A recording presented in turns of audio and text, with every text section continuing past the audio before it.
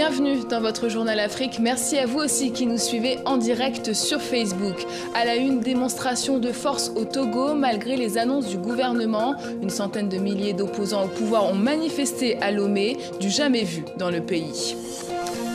Nous voulons le changement. Après 50 ans, il est temps de partir. Voilà en substance le cri de milliers de Togolais à destination de Force Gnassingbé. Cette manifestation est sans précédent dans le pays. Malgré les promesses de réforme du côté du pouvoir, les opposants comptent bien maintenir la pression. Simon Rodier, Emmanuel Sodji.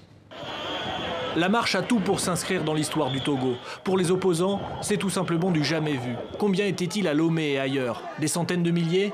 Ou 1 million, comme le dit Jean-Pierre Fabre, un des leaders du mouvement. Tous dehors pour réclamer un départ, une fin de règne, celle du président Gnassingbé et de son père, 50 ans d'autorité. Dans les années 90, il y avait le père. Et aujourd'hui, nous avons le fils. Et les populations supportent difficilement cette succession dynastique et surtout les ruses, les subterfuges que M. Faure Gnassingbé fait tous les jours pour rester indéfiniment au pouvoir. Une foule déterminée a répondu à l'appel. Elle a déferlé sur Lomé sans peur des interdictions ou des arrestations. La police d'ailleurs s'est faite discrète, loin des troubles du 19 août dernier. Tous ces gens ont un but, faire entendre leur tristesse de voir leur pays si misérable. Le pays ne change pas, on est fatigué, ça n'avance pas. Tout le peuple togolais a décidé de mettre fin au régime cinquantenaire. On a trop souffert, il y a trop de misère au Togo. Dans les hôpitaux, il n'y a pas le scanner. Les gens meurent comme des mouches dans nos hôpitaux. Les demandes de ces Togolais ont pris de l'ampleur, mais sont toujours les mêmes. Des réformes enfin mises en place, une avancée démocratique, attendue au moins depuis les accords de 2006.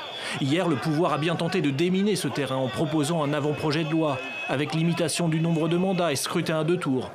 Une promesse à laquelle ici, pas grand monde ne croit. On souffre trop, même manger on ne trouve pas. Mais on est dans quel pays? On est dans quel pays? On veut plus de fort, il n'a qu'à partir. À quelques centaines de mètres de cette contestation, la comparaison est bien difficile à tenir. Ces jeunes soutiens du président n'ont pas la même ferveur, comme s'ils sentaient que le temps n'était plus à la confrontation. Et nous venons d'apprendre le retrait de l'accréditation de notre correspondante au Togo, Emmanuel Sodji. Le gouvernement togolais reproche à notre correspondante la couverture des manifestations de ces derniers jours. Nous regrettons cette décision car notre correspondante n'ayant fait que son travail de journaliste.